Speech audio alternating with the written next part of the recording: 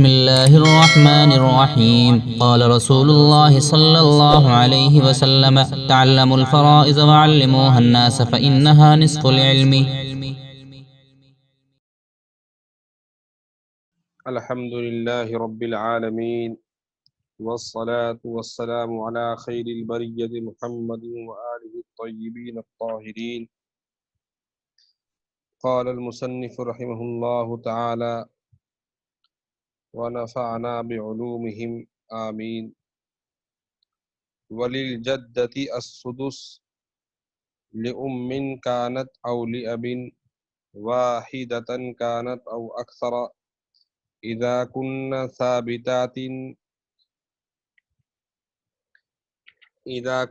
ثابتات متحاذيات في الدرجة ويسقطن كلهن بالأم والأبويات أيضا بالأب وكذلك بالجد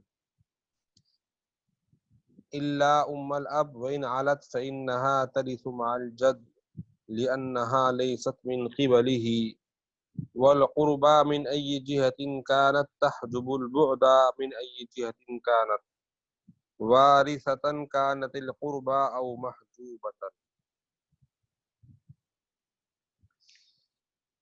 اور یہاں سے مصنف علیہ الرحمہ دادی کے احوال بیان فرماتے ہیں. جدہ صحیحہ، اور فرمایا کہ وَلِلْجَدَّةِ السُّدُسُ، اور دادی کو سدس ملے گا. لِأُمٍّ كَانَتْ أَوْ لِأَبٍ، وہ ماں کی طرف سے ہو یا باپ کی طرف سے ہو. واحدتاً كانت أو أكثر، وہ اکیلی ہوں یا زیادہ ہوں. اذا كن ثابتات، جبکہ وہ ثابتات صحیحہ ہوں. ثابتات صحیحات، جبکہ وہ صحیحہ ہوں. متحاذیات فی الدرجہ، درجے میں برابر ہوں. وَيَسْقُطْنَ كُلُّهُنَّ بِالْأُمِّ، اور تمام دادیاں ساقط ہو جاتی ہیں ماں کی وجہ سے. وَالْأَبَوِيَّاتُ أَيْضًا بِالْأَبِ، اور اسی طرح ابویات بھی ساقط ہو جاتی ہیں باپ کی وجہ سے. وَكَذَلِكَ بِالْجَدِّ، اسی طرح دادا کی وجہ سے. اللہ ام الاب، مگر باپ کی ماں. وَإِنْ عَلَتْ، اگرچہ اوپر تک ہو. فَإِنَّهَا تَرِثُ مَعَ الْجَدِّ، بس بے شک وہ وارث ہوگی دادا کے ساتھ، ام الاب. لِأَنَّهَا لَيْسَتْ مِنْ قِبَلِهِ، اس لیے کہ ام الاب یہ دادا کی طرف سے نہیں ہے. وَالْقُرْبَى مِنْ أَيِّ جِهَةٍ كَانَتْ، اور قریب والی دادی جس طرف سے بھی ہو، وہ دور والی دادی کو محروم کر دیتی ہے. من ای جہۃ کانت، وہ چاہے کسی بھی طرف سے ہو. وارثۃ کانت القربى او محجوبۃ، وہ قریب والی وارث بن نہیں ہو یا محجوب. یہاں تک دیکھ لیجئے. مصنف علیہ الرحمہ نے جدہ کے حوال یہاں سے بیان کرنے شروع کیے ہیں، اور یہ ذوی الفروض میں 12ویں نمبر پر ہے. ذوی الفروض 12 ہیں، یہ سمجھو 12 کا نمبر یہاں سے یہ آخری نمبر ہے. اور اسی لیے تمرین بھی شروع کی ہے تاکہ اب ذوی الفروض کے سب احوال ہمارے سامنے آ گئے تو اب ہم تمرین کو حل کریں. اور تمرین یہ سبق سے زیادہ ضروری ہے، اس لیے کہ اس میں پورے جو اب تک ہم نے پڑھا ہے اس کا مراجعہ ہو جاتا ہے، اور ہمیں یہ معلوم ہو جاتا ہے کہ ہم نے کس طریقے سے ان مسائل کو سمجھا ہے یا نہیں سمجھا. تو ان مسائل کو بنانے میں آپ کو زحمت ہوگی یقیناً، لیکن اس سے ہر ایک ساتھی سمجھ سکتا ہے کہ اس نے کتاب کو کتنے اچھے انداز سے سمجھا ہے. تو اس لیے تمرین کا سلسلہ شروع ہوا. اللہ تعالیٰ یہ سلسلہ باقی رکھے ہمیشہ. تو آج دوسری تمرین انشاءاللہ میں دوں گا سبق کے بعد. تو سب ساتھی اس کو بہت اہم سمجھیں. سبق چاہے آگے نہ ہو لیکن یہ تمرین ہونا ضروری. بہرحال یہاں سے جدہ کے احوال بیان فرماتے ہیں. اور جدہ سے مراد کیا ہے؟ تو دیکھیے، جدہ سے مراد جدہ صحیحہ ہے. اور جد صحیحہ کسے کہتے ہیں؟ اس کا ترجمہ ہم نے دادی سے کیا ہے، لیکن اس میں صرف اردو کے اعتبار سے دادی اس میں نہیں بلکہ نانی بھی آ جاتی ہے، چونکہ جدہ جو ہوتی ہے عربی کے اندر وہ دادی اور نانی دونوں مراد ہوتی ہیں جدہ کے لفظ سے، اور چونکہ جدہ صحیحہ جدہ کی تعریف پہلے آ چکی ہے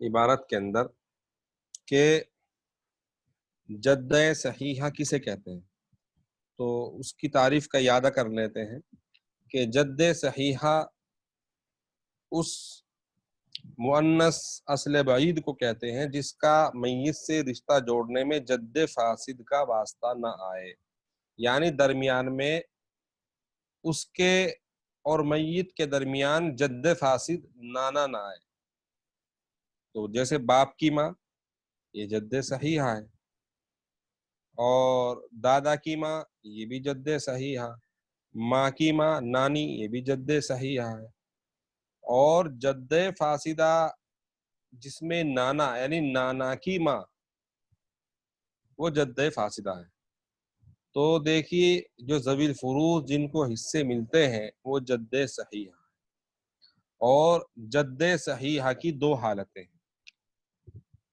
جو عبارت میں آج بیان آیا ہے کہ جد صحیحہ اس کی دو حالتیں ہیں، اگر کوئی حاجب نہ ہو تو جد صحیحہ کو سدس ملتا ہے، اب وہ جد صحیحہ خواہ پدری یعنی دادی ہو، یعنی چاہے باپ کی طرف سے ہو، جو باپ کی طرف سے آتی ہے اس کو ابویات کہتے ہیں، جیسا کہ دادی ہے، پڑدادی ہے، اوپر تک چلے جائیے دادی، پڑدادی، سکر دادی، یہ سب جدہ باپ کی طرف سے ہوئی، ان کو ابویات کہتے ہیں، اور ماں کی طرف سے بھی ہو سکتی ہے جیسے نانی ہے،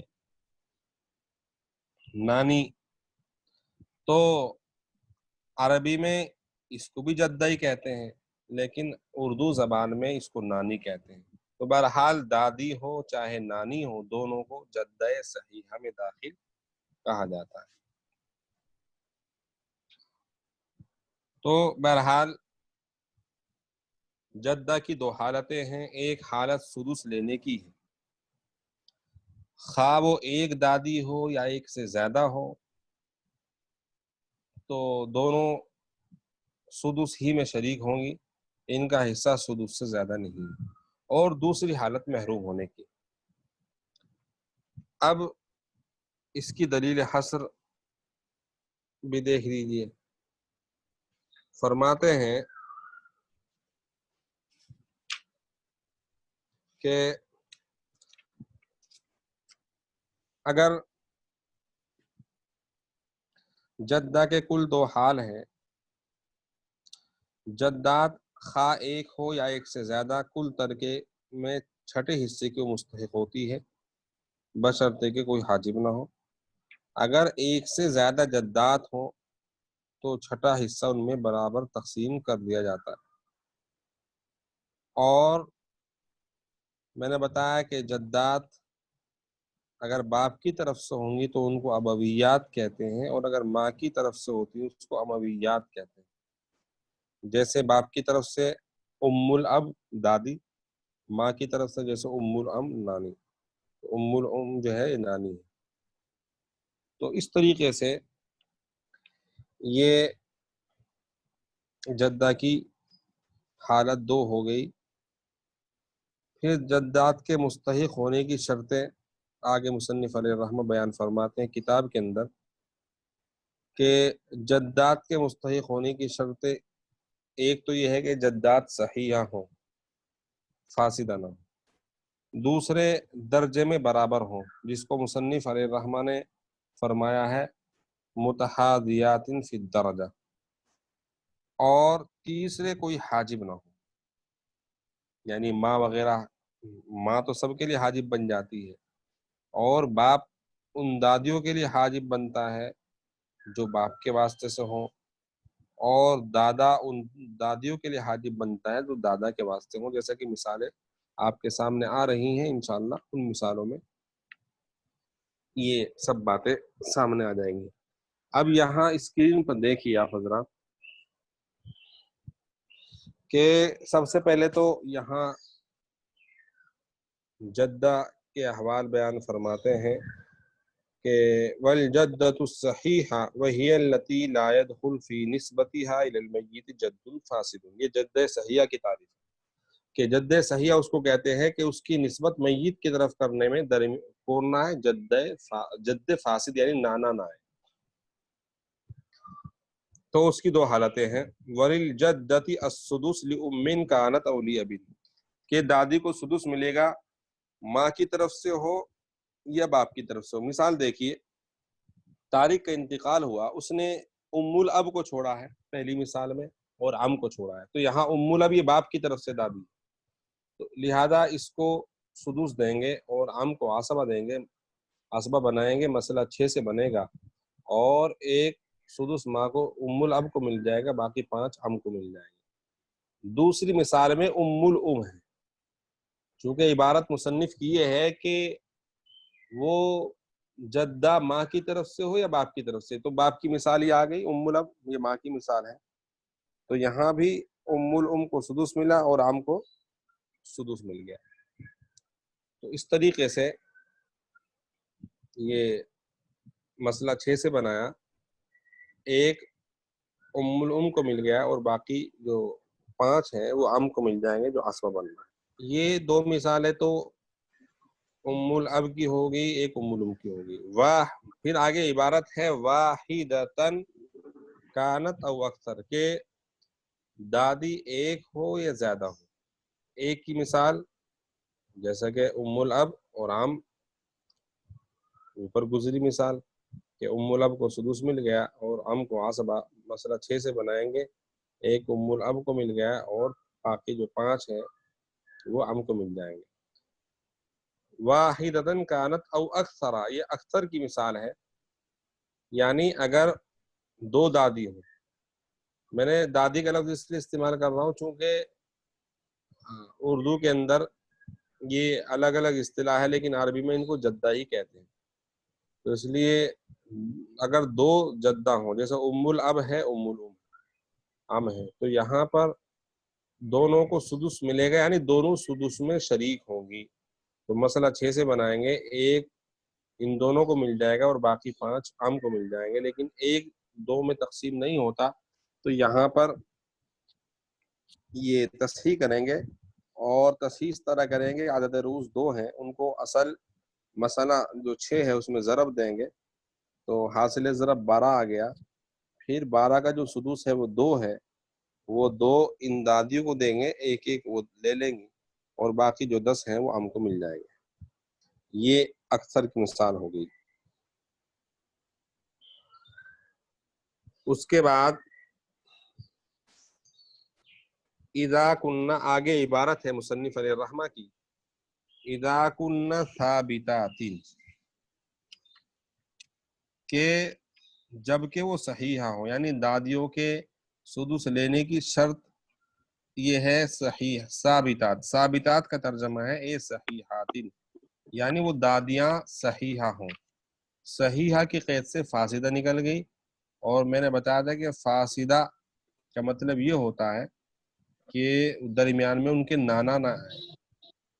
اب یہاں پر ثابتات کی قید میں دیکھیے، ثابتات اے صحیحات،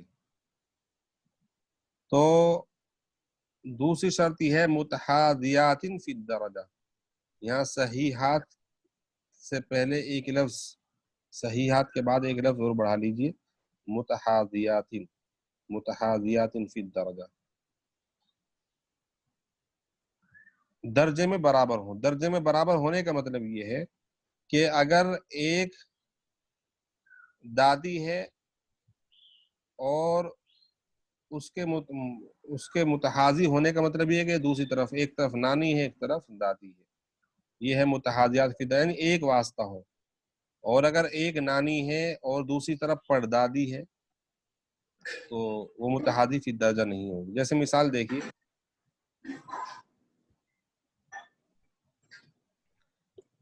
مثال دیکھیے، امو امل اب ہے اور امو ابل اب ہے، امو امل ام ہے اور ام ہے۔ یہاں تین طرح کی دادیاں ہیں۔ ایک تو امو امل اب یعنی باپ کی ماں کی ماں، دوسرے امو ابل اب یعنی دادا کی ماں، اور تیسرے امو امل ام یعنی نانی کی ماں، اور ایک عام۔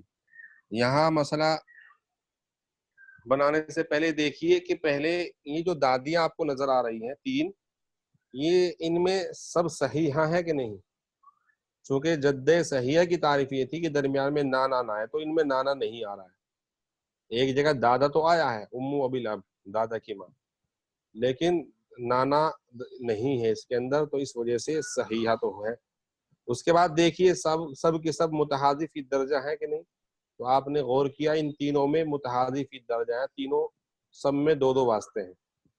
امو امل اب ہے، امو امل اب ہے، سب میں واسطے برابر ہیں، تو اس لیے تینوں کی تینوں یہ دادیاں صحیحہ بھی ہیں، متحادی فی درجہ بھی ہیں، تو لہذا ان کو سدس ملے گا۔ اب سدس ان کو مل گیا، تینوں کو ایک سدس ملے گا، یعنی ہر ایک کو سدس الگ الگ نہیں ملے گا، بلکہ وہ سدس میں ہی شریک ہوں گی۔ چاہے ایک دادی ہو تب بھی سدس ملے گا، دو دادی ہو تب بھی وہی سدس ملے گا، تین ہو تب بھی وہی ملے گا، اور ایک عام ہے۔ یہاں مسئلہ بنایا ہم نے 6 سے، ایک ان تینوں دادیوں کو مل گیا، باقی 5 عام کو ملے۔ اب ایک تینوں میں تقسیم نہیں ہوتا، تو اس کی تقسیم صحیح نہ ہونے کی وجہ سے اب ہم نے عدد رؤوس 3 کو لیا اور اصل مسئلے میں ضرب دی، تو حاصل ضرب 18 آ گئے۔ تو اب 18 کا جو سدس ہے وہ کتنا بنے گا؟ 18 کا سدس وہ 3 بنے گا، تو 3 ان دادیوں کے ہو جائیں گے اور وہ ایک ایک کر کے لیں گے، اور باقی جو 15 جو بچے ہیں وہ عام کو مل جائیں گے۔ تو اس طریقے سے اس مثال میں یہ سب باتیں، سب شرطیں پائی جا رہی ہیں۔ تو یہ تو ہوا اذا کن ثابتات اے صحیحات متحادیات فی الدرجہ۔ اس کے بعد ذرا دکھائیے،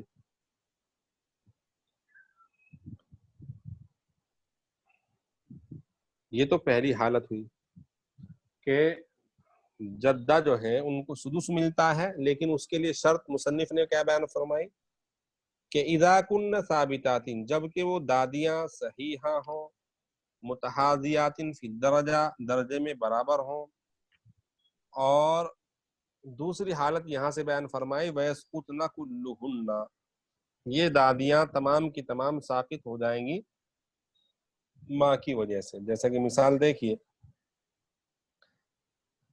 اس میں مثال ہے وَيَسْقُطْنَ كُلُّهُنَّ بِالْأُمِّ، کہ ماں جو ہے یہ سب دادیوں کو ساقط کر دیتی ہے، چاہے وہ ماں کی طرف سے آئے چاہے باپ کی طرف سے آئے۔ اب مثال دیکھے، طارق کا انتقال ہوا، اس نے کو چھوڑا ہے، ابن کو چھوڑا ہے، ام الاب اور ام الام۔ یہاں پر کو سدس ملے گا چونکہ اولاد ہے، اور ابن عصبہ ہوگا، اور باقی ام الاب ام الام محروم ہو جائیں گے۔ وجہ محروم ہونے کی ماں کا تحقق۔ کلہن فرمایا کہ تمام دادیاں ساقط ہو جائیں گے، یعنی چاہے ماں کی طرف سے ہوں، امویات ہو یا ابویات ہو۔ ام الاب یہاں یہ ابویات میں سے ہے اور ام الام امویات میں سے ہے، دونوں کی دونوں محروم ہو جائیں گی، اور مسئلہ 6 سے بنائیں گے، ایک کو مل گیا، باقی 5 ابنوں کو مل جائے، یہ محروم ہونے کی حالت ہو گئی، یعنی تمام کی تمام دادیاں محروم ہو جاتی ہیں۔ آگے محروم ہونے کی اور بھی کئی شکلیں ہو سکتی ہیں جس کو مصنف علیہ الرحمہ بیان فرماتے ہیں۔ وہ کیا ہے؟ وہ فرمایا والابویات ایضا بالاب، یہ یہاں پر جو عبارت ہے والابویات، یا یہ گویا یہ یہاں پر محذوف ہے، اے تسقط الابویات، تو اس طریقے سے یہ اس کو مرفوع پڑھیں گے، والابویات ایضا بالاب اے تسقط الابویات ایضا بالاب، یعنی ابویات جو ہیں ساقط ہو جائیں گی بالاب، باپ کی وجہ سے۔ معلوم یہ ہوا کہ باپ کی وجہ سے امویات ساقط نہیں ہوں گی، بلکہ ابویات ساقط ہوں گی، اور ابویات میں بھی وہ ساقط ہوں گی جو باپ کے واسطے سے آئے. اب دیکھیں مثال، طارق کا انتقال ہوا، یہاں اب ہے، ابن ہے، ام الاب ہے، ام الام ہے. اس مثال کو اچھی طرح غور سے دیکھیے کہ یہاں اب ہے اور ابن ام الاب ام الام، تو دو طرح کی دادیاں ہیں، ایک ام الاب یعنی باپ کی ماں ہے، ایک ام الام ایک ماں کی ماں ہے. تو یہ جو باپ ہے، اس باپ کی وجہ سے یہاں ام الاب یہ محروم ہوگی، ام الام محروم نہیں ہوگی، چونکہ قاعدہ یہ ہے والابویات وایدن بالاب، جو ابویات ہے وہ باپ کی وجہ سے محروم ہوتی ہے، تو ام الاب محروم ہوگی، ام الام محروم نہیں ہوگی. تو دیکھیے اب مسئلہ کہ باپ کو سدس ملا، ابن کو عصبہ بنائیں گے، اور ام الاب محروم بالاب، یہ بالاب باپ کی وجہ سے محروم ہو جائے گی، اور ام الام اس کو سدس ملے گا. یہاں مسئلہ جب 6 سے بنایا تو ایک اس کو مل گیا اور ایک ام الام کو مل گیا، اور باقی 4 ابن کو مل جائیں گے اور ام الاب محروم ہو جائے گی. یہ اس بات کو بتانے کے لیے کہ ابویات یہ باپ کی وجہ سے محروم ہو جاتی ہے. وَكَذَلِكَ بِالْجَدِّ، اسی طرح ابویات یہ دادا کی وجہ سے محروم ہو جاتے ہیں. اب دیکھیے مثال، طارق کا انتقال ہوا، اس نے جد کو چھوڑا ہے، ابن کو چھوڑا ہے، ام ابل اب ہے اور ایک ام الاب ہے. تو اس مثال میں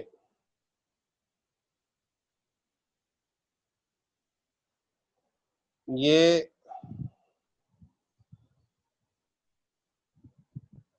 جد اس کو سدس ملا، ابن کو عصبہ، اور ام ابل اب یہ دادا کی ماں، ابو الاب کا مطلب دادا ہوتا ہے، تو دادا کی ماں، تو یہ دادا کی وجہ سے محروم ہو جائے گی. یہاں جو نیچے لکھا ہوا ہے یہ ذرا اس کو ٹھیک کر لیجئے، محروم محرومۃ بالجد، یہاں لکھ دیجئے اس کے نیچے، یہ دادا کی وجہ سے محروم ہوئی. اور ام الاب جو ہے محروم نہیں ہوگی، چونکہ یہ دادا کے واسطے سے نہیں آئی ہے. تو ام الام یعنی باپ کی ماں، باپ کی ماں یعنی دادا کی کیا ہے، بیوی ہے، دادی ہے، لیکن یہ محروم نہیں ہوگی، چونکہ دادا اس دادی کو محروم کرتا ہے جو دادا کے واسطے سے آئے، دادا کی ماں، دادا کی ماں یا دادا کی ماں کی ماں، یعنی دادا درمیان میں آئے گا تو دادا اس کو محروم کر دے گا. تو اس مثال میں یہ جد جو ہے ام ابل اب کو محروم کر رہا ہے. اسی کو مصنف علیہ الرحمٰ نے بیان فرمایا الا ام الاب، اسی کو بیان فرمایا کہ مگر کہ باپ کی ماں، وَإِنْ عَلَتْ اگرچہ اوپر تک ہو، یعنی باپ کی ماں، باپ کی ماں کی ماں اگرچہ اوپر تک ہو، فَإِنَّهَا تَرِثُ مَعَ الْجَدِّ، بس یہ ام الاب جو ہے وارث بنے گی دادا کے ساتھ، لِأَنَّهَا لَيْسَتْ مِنْ قِبَلِهِ، اس لیے کہ ام الاب دادا کی طرف سے نہیں، یعنی دادا کے واسطے سے نہیں. اب مثال دیکھیے، جد ہے، ابن ہے، ام ابل اب ہے اور ام الاب ہے. اس مثال میں دیکھیے جد سدس لے گا اور ابن کو عصبہ بنائیں گے، اور ام ابل اب یہ محروم ہو جائے گی دادا کی وجہ سے، چونکہ یہ دادا کے واسطے سے. اور ام الاب باپ کی ماں کی ماں یہ دادا کی وجہ سے محروم نہیں ہوگی، اس لیے کہ درمیان میں دادا نہیں آ رہا ہے، دادا یہاں آیا ہے ام ابل اب میں، تو یہ محروم ہو گئی. ام الاب یہ محروم نہیں ہوگی، اس لیے اس کو سدس دیں گے. مسئلہ 6 سے بنائیں گے، ایک دادا کو مل گیا اور باقی ایک ام الاب کو مل گیا، اور 4 باقی رہے وہ عصبہ کو مل گیا. یہ ہو گیا محروم ہونے کی ایک شکل. دوسری ایک شکل اور ہے، وَالْقُرْبَى مِنْ أَيِّ جِهَةٍ كَانَتْ تَحْجُبُ الْبُعْدَى مِنْ أَيِّ جِهَةٍ كَانَتْ وَارِثَةً كَانَتِ الْقُرْبَى أَوْ مَحْجُوبَةً. اس کا مطلب یہ ہے کہ قریب والی دادی جس طرف سے بھی ہو، دور والی دادی کو محروم کر دیتی ہے. یہ ایک اصول ہے، یعنی قریب والی دادی وہ دور والی دادی کو محروم کرے گی، چاہے قریب والی خود وارث بن نہیں ہو، چاہے قریب والی محروم ہو، لیکن وہ دوسرے کو محروم کر دیتی ہے. یہاں دونوں مثالیں ہیں کہ قریب والی اگر وارث بن نہیں ہو اس کی بھی مثال ہے، اور قریب والی محروم ہو رہے اس کی مثال ہے. دیکھیے ابھی تو وقت ہے نا مولانا مبارک صاحب؟ وہ 5 منٹ ہے مفتی صاحب. ہاں تو بس اس مثال کو دیکھ لیجیے ذرا جلدی.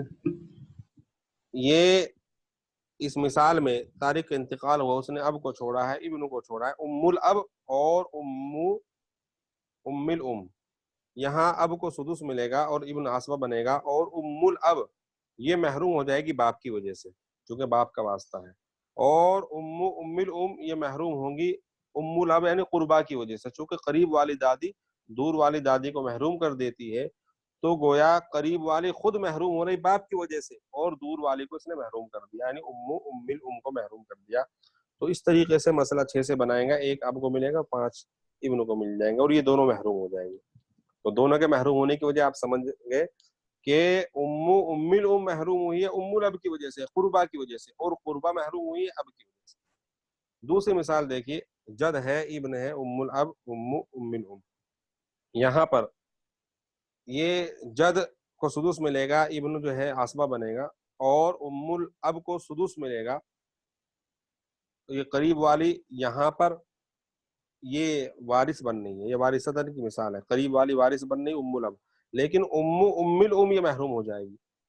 تو ام الام محروم کیوں ہوئی؟ قربا کی وجہ سے، ام الاب کی وجہ سے، اور جد کی وجہ سے محروم نہیں ہوگی اس لیے کہ جد کا اس میں واسطہ نہیں ہے.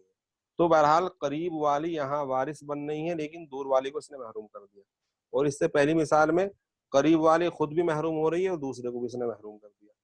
تو یہ عبارت میں اس کو مصنف نے بیان فرمایا کہ